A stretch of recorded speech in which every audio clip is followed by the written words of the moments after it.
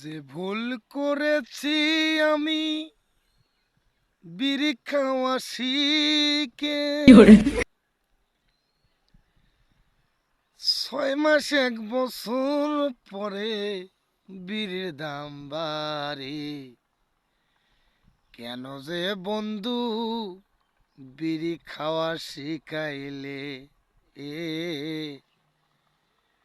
প্রথম প্রথম খাওয়াইছো মাগনা বিড়ি মাগনা খাইয়া শিখাইছো বিড়ির নিশা বিড়ি কিনতে কিনতে আমি হইলাম ফকির কেন যে বিড়ি খাওয়া শিখাইলাম 500 টাকা কামাই করে 100 টাকা যায় বিড়ি 400 টাকা দে সংসার চলে না